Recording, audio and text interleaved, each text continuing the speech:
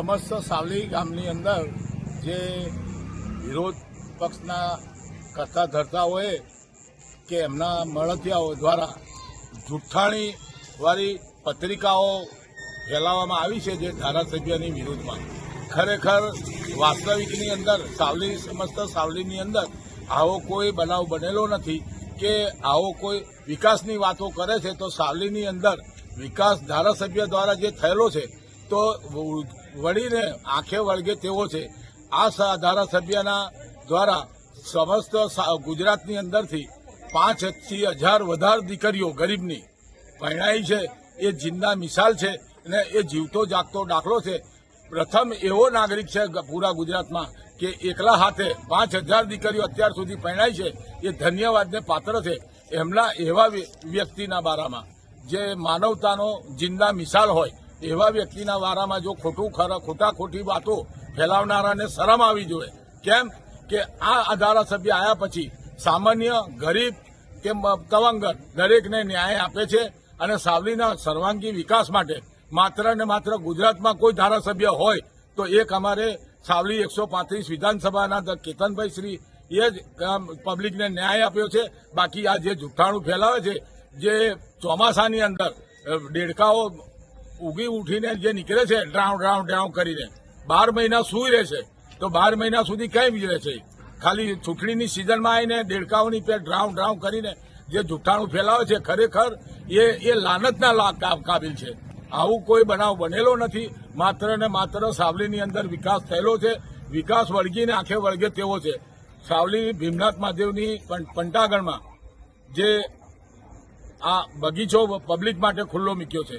ત્યારબાદ સાવલી તાલુકાની અંદર ડેસર મુકામે જે સ્પોર્ટ્સ યુનિવર્સિટી પૂરા હિન્દુસ્તાનની અંદર જે બની છે, જે ખરેખર કાબિલે દાદ છે અને પ્રસન્નીય છે. એ સિવાય સાવલીની અંદર કોલેજ બની છે, જે હોમિયોપેથિક મેડિકલ કોલેજ બની છે. આ ધારાસભ્યની અથાગ પ્રયત્નના કારણે જ બન્યો છે. જે લોકો કહે છે કે સાવલીનો વિકાસ નથી થયો, તો સાવલીના વિકાસની નું એક મહત્વપૂર્ણ જે સરકારે જે નિર્ણય લીધો છે કે 5 સિટીઓ સેટેલાઇટની અંદર એક્વાઇટ કરી છે. તો સાવલી શહેર નથી કે સિટી નથી, સાવલી તાલુકો છે અને 5 સિટીઓની અંદર સાવલી તાલુકાની જે પસંદગી થઈ છે એ અથાગ પ્રયત્ન માત્ર ને માત્ર ધારાસભ્યના પ્રયત્નના કારણે.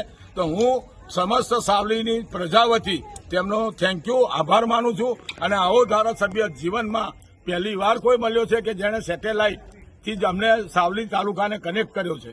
બીજું કે અમારો શાક માર્કેટ તમે જાય અને આંખે વળગે તેવો છે.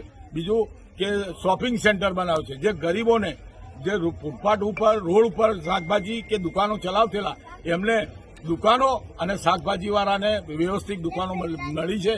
તે ખરેખર કાબિલે દાદ છે અને આ સર્વાંગી વિકાસ છે. જો કોઈને ના ઓળખતો હોય તો અમારી સાથે આવે અને ડિબેટમાં બેસે અને અમે બતાવીએ કે વિકાસ કયા છે અને કેવો થયો છે. બીજા લોકોએ જેમની પાસે સત્તા હતી એમના વહીવટની અંદર સાવલી ગામની અંદર ગટરની જે ભૂગર્ભની જે લાઈનો નાખેલી, તો માત્ર ને માત્ર એમના ભ્રષ્ટાચારના કારણે, એમના પોતાના ખરાબ પ્રયત્નના કારણે, અનાવડતના કારણે આજે જે નાના ભૂંગળા નાખી અને ગટરો ઉભરાય છે ને, એ ભયના પ્રતાપે જે ભય ફાળ કરે છે ને ગામની અંદર, એ ભયના પ્રતાપે આજે આવો તમને બતાવું કે અમારી ભાગોળ, અમારું ગામ આ ગંદકી જે વેઠે છે એ ભયના પ્રતાપે વેઠે છે. માત્ર ને સરકાર તો ગ્રાન્ટ આલે છે, ખોટી ગ્રાન્ટ વાપરીને ખોટો મટીરિયલ વાપર્યો છે, એનો જિંદા મિસાલ છે. અને એ ગટર ઉભરીને આજે રોડ પર ઘૂંટણ સમા પગની પિંડલીઓમાં અમારી ગંદા પાણીની અંદર લઈને અમે અમારા ઘેરોમાં પછી પવિત્ર જગ્યાએ જઈએ છે ને, એ જિંદા મિસાલ છે ને. આવો તમને હું બતાવું. અને એ લોકોને જો ડિબેટ કરવી હોય તો હું ભારતીય જનતા પાર્ટી વતી યા તો ધારાસભ્ય વતી હું એકલો તૈયાર છું.